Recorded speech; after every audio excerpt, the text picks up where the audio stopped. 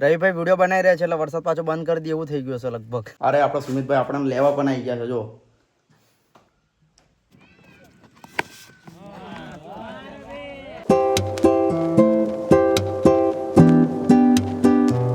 કેમ છો મિત્રો, હું છું Ravi. Welcome to my new blog. ભાઈ આજે આપણે જવાનું છે ભાઈ ખેતર તરફ, કેમ કે આજે દરુમાં પાણી મૂકવાનું છે અને છેલ્લા 15 થી 17 દિવસથી વરસાદ પડતો જ નથી.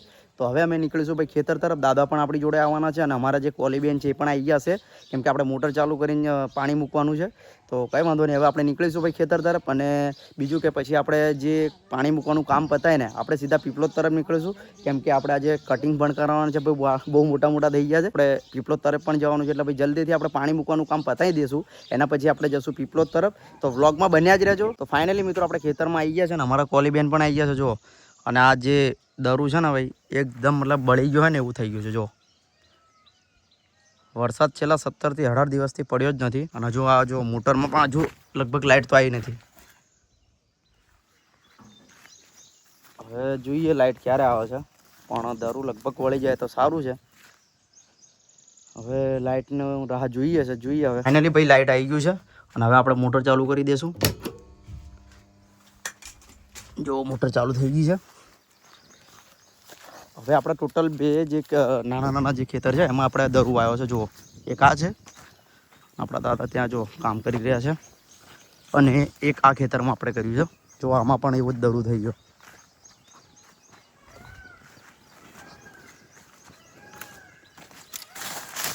જો ભળી જાય તો સારું છે, કેમ કે પાણી તો હવે મૂકી દઈએ છે.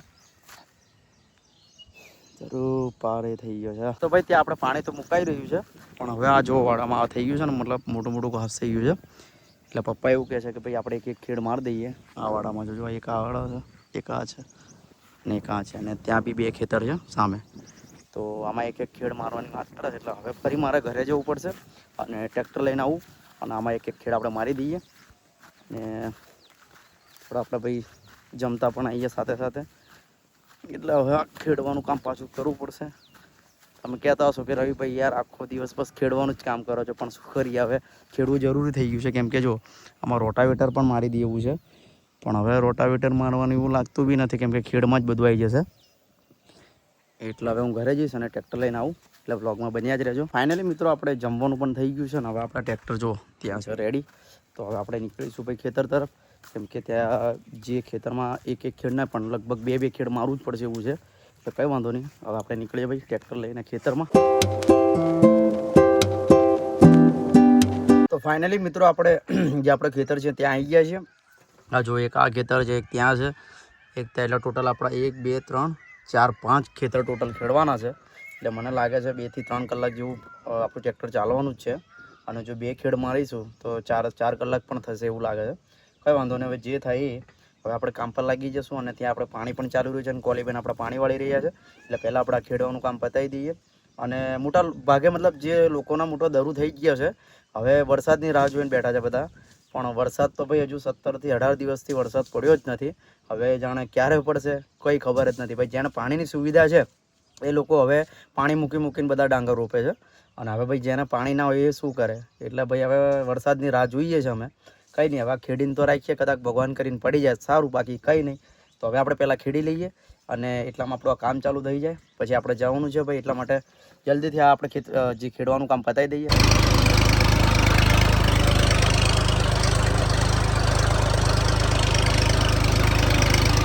આપણે ખેડી રહ્યા છે જો હા, અને આ વરસાદ ચાલુ થઈ ગયો છે જો.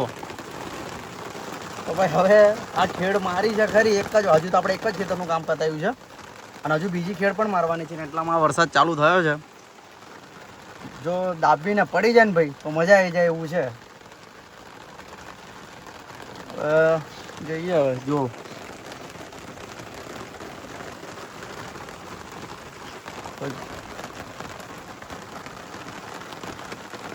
બ્લોગમાં બન્યા રહેજો ભાઈ, હજુ તો મજા આવશે આ ગાડી પણ. પાછો ઓછો થઈ ગયો યાર. જો હવે વરસાદ ફૂલ પડતો હતો ને હવે પાછો ઓછો થઈ ગયો છે.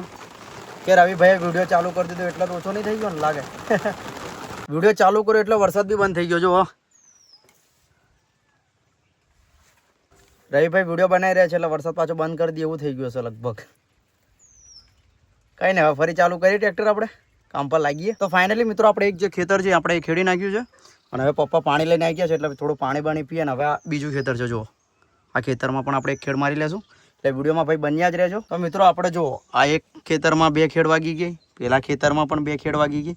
પહેલાં જે ખેતરમાં હતું ને ભાઈ જેમાં ઘાસ કેટલું બધું ઉગ્યું હતું અને હવે જુઓ બધું ઘાસ આપણે પતાવી દીધું. હવે આપણે આ ખેતરમાં બાકી છે. જુઓ આ ત્રીજું ખેતર છે. આમાં અમારા આ બેન જો ઘાસ કાપી રહ્યા છે એટલે આ જલ્દીથી કપાઈ જાય એટલે ફરી આમાં બી આપણે 2 ખેડ મારી દઈએ અને હજુ પેલા 2 વાળા તો બાકી જ છે. પપ્પા આવે પછી જોઈએ. તો ફાઇનલી મિત્રો આપણી જે બેન છે એને લગભગ ઘાસ કટિંગ કરી લીધું થોડું ઘણું, કેમ કે ગરમી બહુ થાય છે એટલે કે આજે તમે ખેડ મારી દેવું છે. કંઈ વાંધો નહીં, હવે આપણે આ ખેતરમાં પણ આપણે ખેડ મારી લઈશું. જુઓ હવે પહેલાં કંઈક આવું છે એના પછી હું તમને બતાવું ખેતરનો વ્યૂ. ફાઇનલી મિત્રો આપણે ત્રીજું ખેતર છે એના પણ 2 ખેડ મારી દીધી. જુઓ પહેલાં ખેતર કેવું હતું ને હવે જુઓ થોડું જ છે મતલબ ઘાસ. અને આપણે કોલીબેના ઘાસ કાપી આપ્યું હતું આપણા ભેંસ માટે. તો હવે ભાઈ આ પપ્પા એવું કહે છે કે ભાઈ આ 2 જે આપણા વાડા બાકી છે એવું કહે છે કે ભાઈ સવારે તું મારી દેજે. હવે લગભગ કેટલા 2:30 તો વાગી જ ગયા છે અને લગભગ 3 કલાક જેવા થયા ભાઈ. અને અમારું ઓલમોસ્ટ અહીં જો પાણી પણ ચાલુ જ છે આપણા દરમાં. હજુ આમાં બાકી છે એટલે પપ્પા આમાં પાણી મૂકીને આવશે.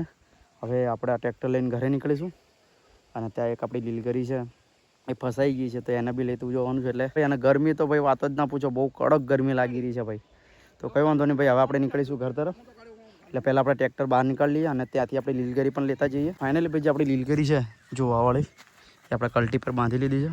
જો ઘાસ પણ આપણું રેડી, ટ્રેક્ટર પણ રેડી છે અને હવે આ ઘર તરફ આપણે હવે નીકળીશું.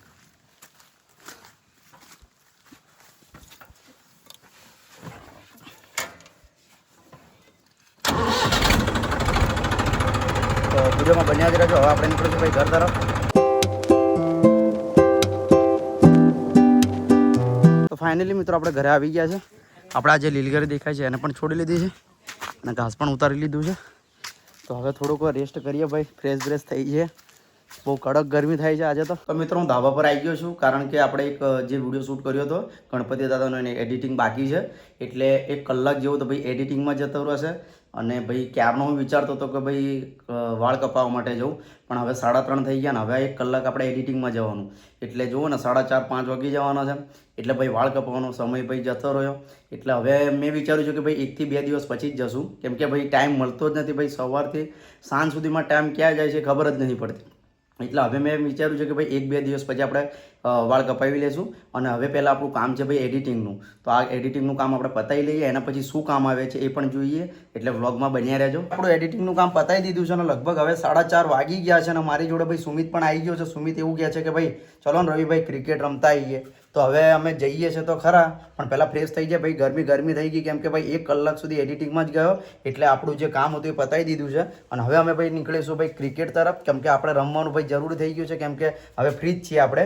અને સુમિતભાઈ, અરે આપણે સુમિતભાઈ આપણને લેવા પણ આવી ગયા છે. જો આ ખાલી બોલે નહીં, ખાલી છે ને હસવાનું કામ કરે, કેમ કે આ શરમાઈ બહુ છે એટલા માટે. ચાલો કંઈ વાંધો નહીં, હવે આપણે નીકળીશું ભાઈ મેદાન તરફ. ફાઇનલી મિત્રો આપણે મેદાનમાં આવી ગયા છે અને જુઓ અમારા અહીં ભાઈ આપણે પહેલી બેટિંગ આવી છે અને અહીંયા બધા આવી ગયા છે બધા. અને અમારે ત્યાં અંકિતભાઈ જો આવ્યા છે એ પણ. અંકિતભાઈ હવે આપણી પહેલી બેટિંગ આવી છે તો પહેલાં આપણે જ ભરાઈ જઈએ એટલે ઓપનિંગમાં આપણે રમવા તો મળી જાય. હવે આપણે પહેલે ઓપનિંગમાં આપણે ભરાઈશું. જો અમારા લાલુભાઈ તો તૈયાર થઈ ગયા, આપણે ચાલુ કરીએ રમવાનું.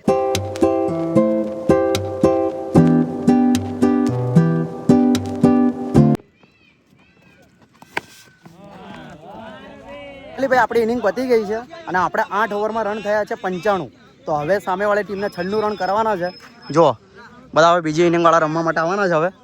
તો હવે આપણે જોઈએ 95 રન થાય કે નહીં થતા. એટલે વ્લોગમાં બન્યા જ રહેજો ભાઈ. બીજી ઇનિંગ ચાલુ થઈ ગઈ છે ને હવે 1 વિકેટ પડી ગઈ છે ને અમારા ભાઈ સુરેન્દ્રભાઈ બોલિંગ નાખી રહ્યા છે અને અમારા લાલુભાઈ તમે ક્યારે જવાના છો?